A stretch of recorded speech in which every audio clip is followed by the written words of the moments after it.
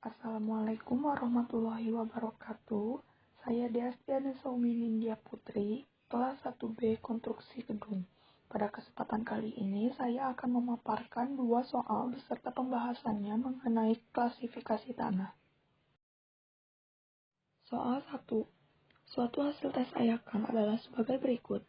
Seperti pada gambar, telah diketahui diameter lubang ayakan dan persentase lolos. Lalu diketahui LL 35%, PL 26%. Selanjutnya, diminta A. Gambar grafik hasil tes di atas. B. Tentukan harga CU dan CC. Dan C. Klasifikasikan tanah dengan metode USCS dan ASTO. A. Grafik analisa ayakan. Setelah dibuat dengan menggunakan diameter lubang ayakan dan persentase lolos yang diketahui, maka terbentuklah grafik seperti gambar tersebut.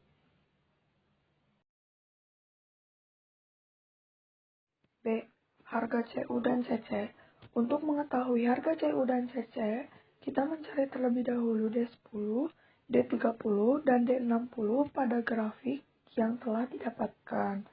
Maka, setelah dicari D10-nya 0,07, D30 0,14, dan D60 0,27. Setelah itu, maka dimasukkan ke dalam nilai CU, yaitu D60 dibagi D10. 0,27 dibagi 0,07 sama dengan 3,85. Maka hasil CU adalah 3,85. Selanjutnya yaitu menentukan harga CC, yaitu D30 kuadrat dibagi D60 dikali D10 sama dengan 0,14 kuadrat dibagi 0,27 dikali 0,07 sama dengan 1,03. Maka hasil CC adalah 1,03. C. Klasifikasi tanah. Klasifikasi tanah dengan menggunakan metode USCS. Yang pertama dicari yaitu tanah yang lolos dari ayakan 200, yaitu untuk menentukan lebih dari atau kurang dari 50%. Pada grafik tersebut dapat diketahui ayakan nomor 200 adalah 10%. Maka masuk ke berbutir kasar. Mengapa? Karena yang lolos ayakan nomor 200 itu kurang dari 50%, yaitu hanya 10%. Selanjutnya yaitu menentukan yang lebih dari ayakan nomor 4 atau kerikil. Pada grafik tersebut dapat diketahui bahwa yang lolosnya adalah 100%, maka tidak ada yang tertahan di ayakan nomor 4, karena itu kerikilnya adalah 0. Lalu pasir. Pasir dapat dihitung dengan yang lolos pada ayakan nomor 4 dikurangi yang lolos pada ayakan nomor 200, yaitu 100 dikurangi 10 sama dengan 90%, maka pasirnya adalah 90%. Setelah diketahui kerikilnya 0 dan pasirnya 90%, maka dapat ditentukan bahwa A kurang dari B, yaitu pasir. Selanjutnya yaitu menentukan diagram tersebut. Bagaimana caranya? Yaitu melihat dari LL yang sudah diketahui. LL yang kita ketahui adalah 35%. Maka dapat dimasukkan ke LL yang kurang dari 50. Selanjutnya, mengapa masuk ke dalam inorganik? Karena PI kita ketahui, yaitu 9. 9 itu posisinya lebih dari 7. Maka dapat dimasukkan ke PI lebih dari 7, yaitu CL. Selanjutnya yaitu melihat dari ayakan yang lolos pada nomor 200. Sebelumnya sudah kita ketahui bahwa ayakan nomor 200 adalah 10%, maka dapat disimpulkan bahwa ayakan nomor 200 kurang dari 30%, karena hanya 10%. Selanjutnya, sama seperti tadi, melihat dari ayakan nomor 200. Karena yang didapatkan adalah 10%, maka dapat dihasilkan bahwa Grup name-nya yaitu Linkley. Selanjutnya, untuk menentukan diagram tersebut, sebelumnya sudah kita ketahui bahwa ini adalah pasir, maka dapat dilingkari yang bagian pasir bukan bagian kerikil. Setelah itu, karena yang lolosnya 10%, maka dapat berada di bagian yang kedua. Setelah itu, yaitu menentukan CU-nya, di mana CU sudah dihitung pada bagian B, yang hasilnya yaitu 3,85 atau kurang dari C-nya yaitu 1,03 atau kurang dari 3. Lalu selanjutnya untuk menentukan itu CL atau ML, sebelumnya sudah kita ketahui bahwa grafik tersebut masuk ke dalam CL, maka diketahui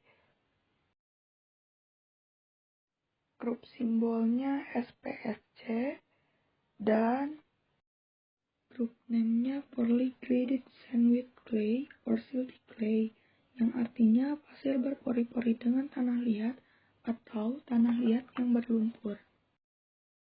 Maka dapat diketahui klasifikasi tanah dengan metode USCS, yaitu grup simbol SPSC dan grup name Poorly Graded Sandwich Clay or Silty Clay, yang artinya pasir berpori-pori dengan tanah liat atau tanah liat yang berlumpur.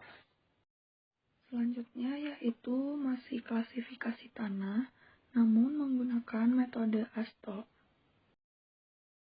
Pertama, kita dapat melihat dari ayakan nomor 10, yaitu yang lolosnya 100%. Maka pada 100% ini tidak dapat masuk ke dalam A1A, karena A1A itu maksimalnya 50.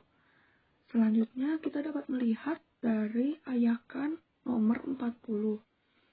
Yang kita ketahui bahwa ayakan nomor 40 itu adalah 90%, maka tidak juga bisa masuk ke dalam A1A, juga A1B, karena A1A maksimalnya itu 30, sedangkan A1B maksimalnya itu 50.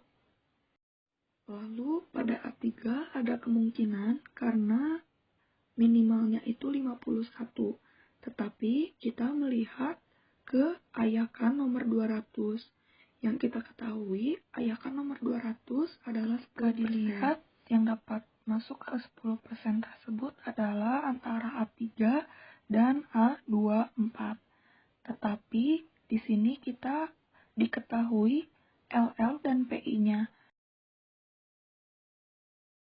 LL-nya yaitu 35%, yaitu dapat masuk ke A24 atau A26. Kenapa tidak A25 dan A27? Karena A25 dan A27 itu minimalnya adalah 41, sedangkan A24 dan A26 adalah maksimalnya 40. Berikutnya yaitu melihat PI. PI yang diketahui adalah 9%. Karena 9%, maka kemungkinannya itu di A24. Mengapa tidak di A26? Karena di A26 minimalnya itu 11. Maka dapat diketahui bahwa kelompok tanah dengan metode ASTO adalah A24, yaitu Silty or Clay, Gravel, and Sand, yang artinya kerikil dan pasir berlumpur.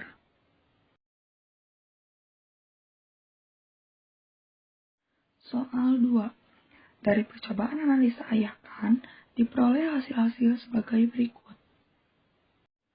Pada tabel telah diketahui ayakan dan berat butiran yang tertahan.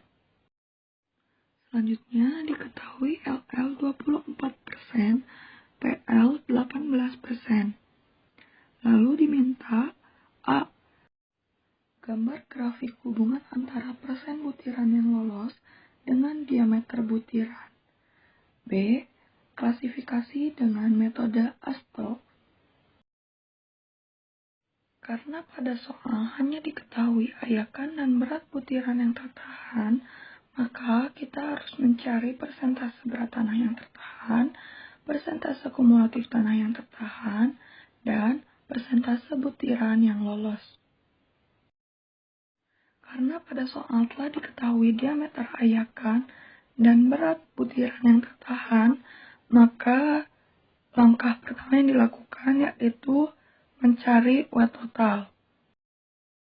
Untuk mencari W total, yaitu ditambahkan dari W1 sampai W10, di mana W1-nya itu 1213 dan W10-nya itu 1311.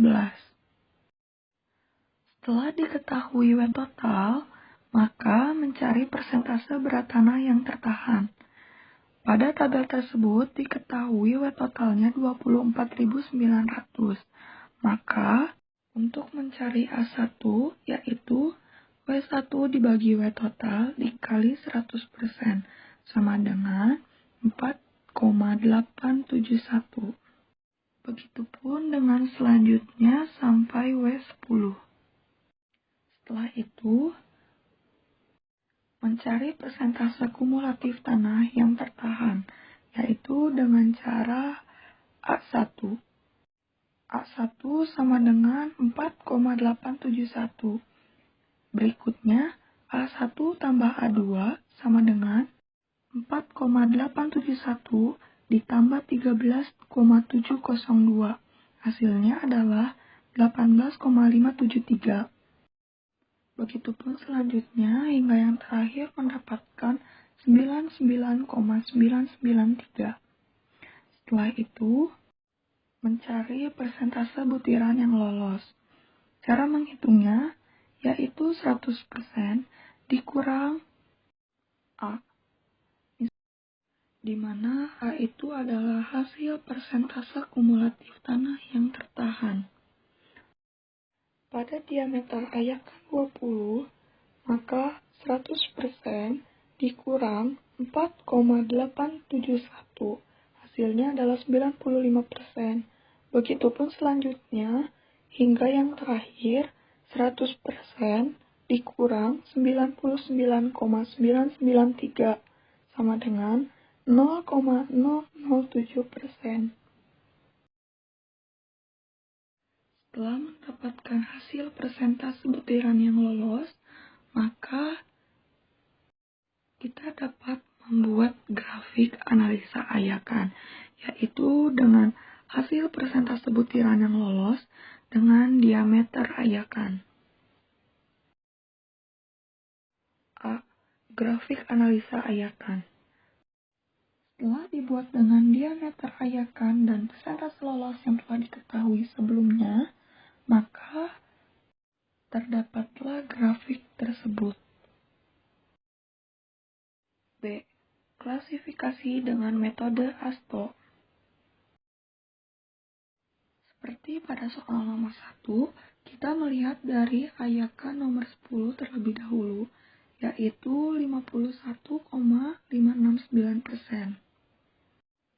Itu tidak dapat masuk ke A1A karena maksimalnya di A1A adalah 50. Sedangkan yang kita ketahui adalah 51,569%. Selanjutnya melihat pada ayakan nomor 40, yang dimana yang kita ketahui ayakan nomor 40 adalah 28,587%. Kemungkinannya bisa masuk ke A1A, A1B. Mengapa tidak bisa masuk kemungkinan pada A3?